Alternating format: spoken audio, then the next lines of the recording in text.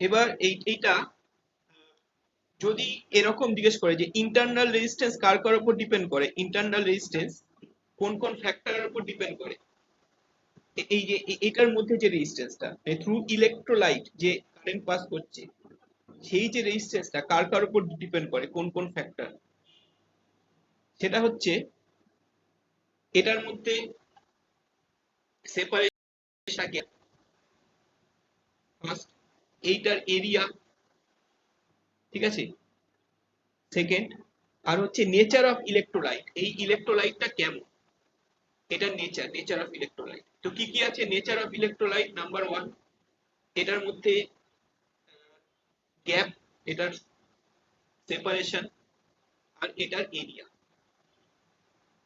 বুঝেছো? এই তিনটে ফ্যাক্টর উপর ইন্টারনাল রেজিস্ট্যান্স ডিপেন্ড করে, বইয়ে আছে এগুলো, আমি আর লেখাচ্ছি না, বুঝিয়ে দিচ্ছি যা। আচ্ছা, ইএমএফ কার কার উপর ডিপেন্ড করে? ইএমএফ মনে আছে তোমাদের? ইএমএফ কার কার উপর ডিপেন্ড করে?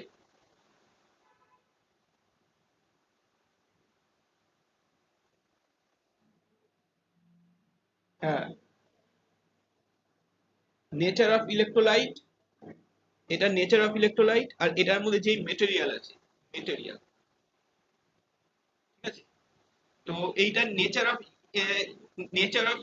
ইলেকট্রোলাইট মানে এইটার কনসেন্ট্রেশন যত বেশি হবে, মানে ধরো এখানে এটা তো অ্যাসিডের সলিউশন কিংবা সল্টের সলিউশন, এটার কনসেন্ট্রেশন যত বেশি হবে, ঠিক?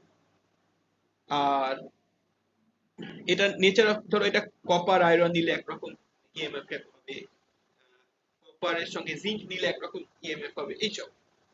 তো এটা হচ্ছে ইএমএফ, এই ফ্যাক্টরের উপর ইএমএফ ডিপেন্ড করছে।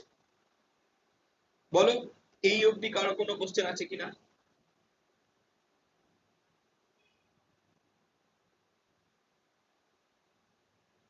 নেই, ঠিক আছে। এইবার খুব একটা ইম্পর্টেন্ট জিনিস দেখো এবার।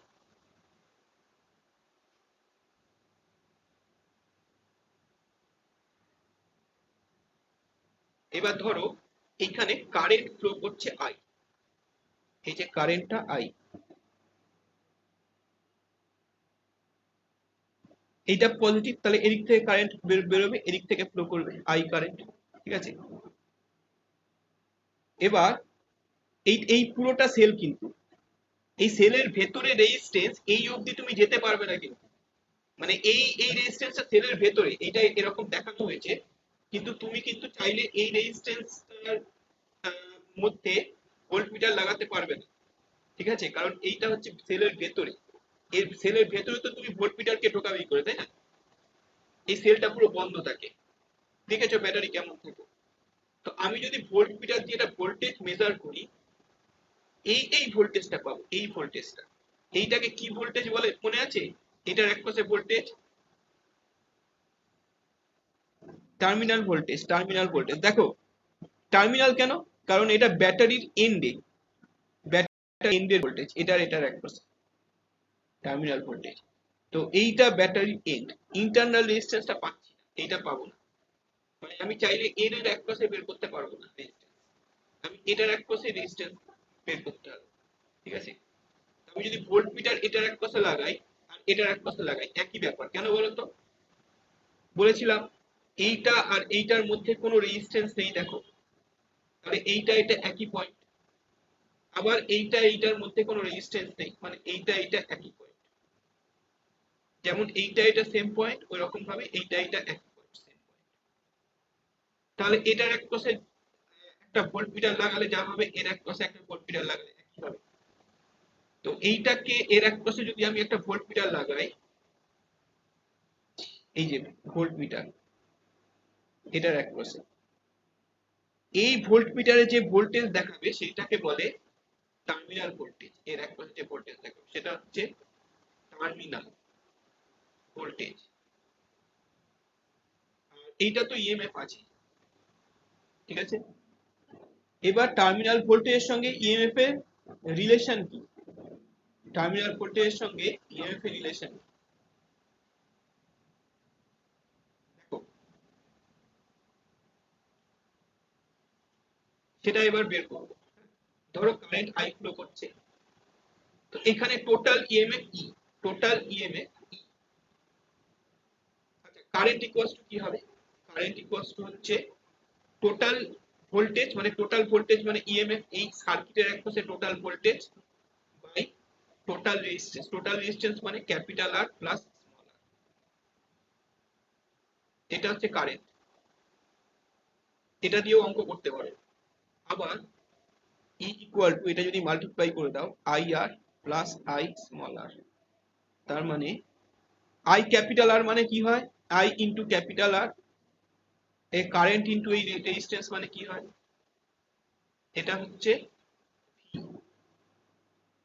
বুঝেছো? ভি। তো এইখানে তুমি কেন ভি, দেখো এইখানটায় কারেন্ট আই, এই একই কারেন্ট এখান থেকে যাচ্ছে, আর ইন্টু রেজিস্ট্যান্স। তো কারেন্ট ইন্টু রেজিস্ট্যান্স কি হয়, কারেন্ট ইন্টু রেজিস্ট্যান্স, এর এক পাশে ভোল্টেজ আর এর এক পাশে ভোল্টেজ মানেই তো ভি, মানে টার্মিনাল ভোল্টেজ। এক্সটার্নাল রেজিস্ট্যান্স এর এক পাশে ভোল্টেজটাই ভি, মানে টার্মিনাল ভোল্টেজ। ঠিক আছে? তো টার্মিনাল ভোল্টেজ ইকুয়ালস টু কি পাচ্ছি, ই মাইনাস আই আর। তার মানে একটা জিনিস খেয়াল করো, এটা খুব ইম্পর্টেন্ট একটা জিনিস,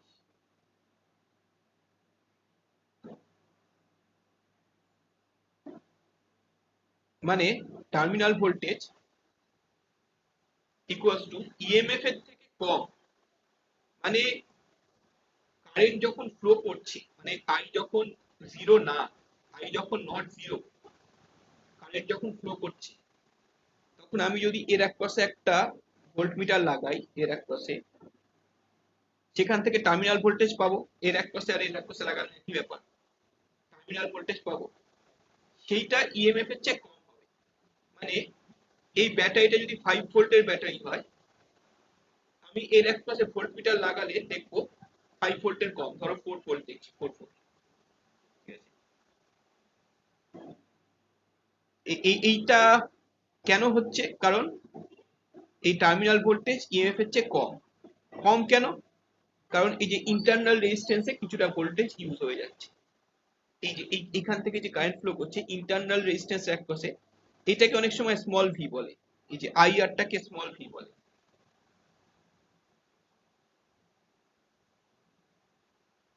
ইন্টারনাল রেজিস্ট্যান্স এক, ইন্টারনাল রেজিস্ট্যান্সের এক পাশে যে ভোল্টেজটা সেটা হচ্ছে স্মল ভি, এই ভোল্টেজটা ইউজ হয়ে যাচ্ছে।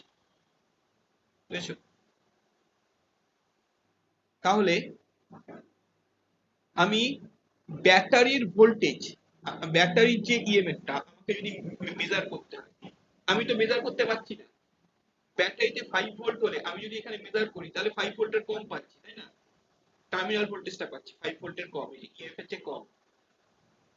তাহলে আমি ব্যাটারি ভোল্টেজ যদি মেজার করতে হয় এক্স্যাক্টলি কিভাবে মেজার করব, তাহলে একটু ঝাপসা আছে।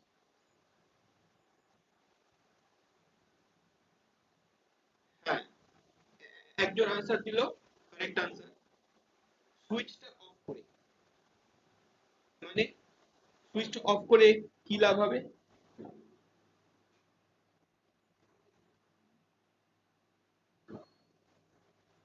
হ্যাঁ, দেখো when, এটা ইম্পর্টেন্ট। আচ্ছা, নেক্সট পেজে যাচ্ছি, হ্যাঁ, নেক্সট পেজে যাচ্ছি। দেখো সুইচটা অফ করলে কি হবে এখানে। আচ্ছা, সুইচটা যদি অফ না রাখি তাহলে তো বুঝতেই পারছো ভিটা কম হচ্ছে।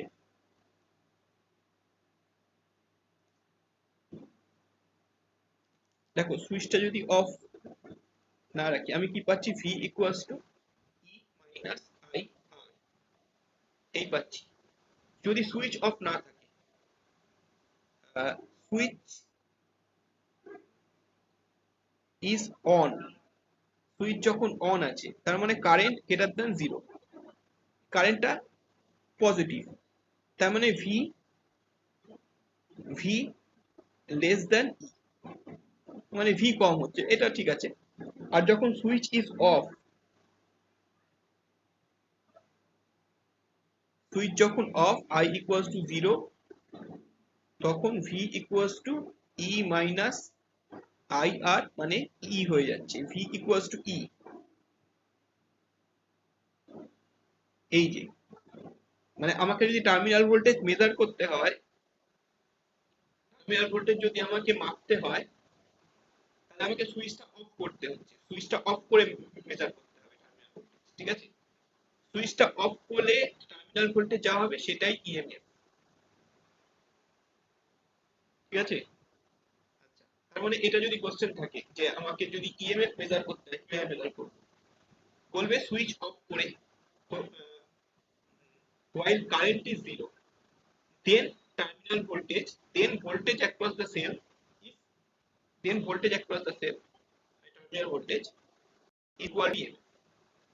আচ্ছা, এটা আরেকটা কেস আছে যখন চার্জ হচ্ছে, charging of the cell, charging যখন হয় সেল, তখন কারেন্টটা নেগেটিভ, উল্টো দিকে কারেন্ট। তোমরা জানো চার্জ হওয়া মানে একটা সেলকে চার্জ করা মানে,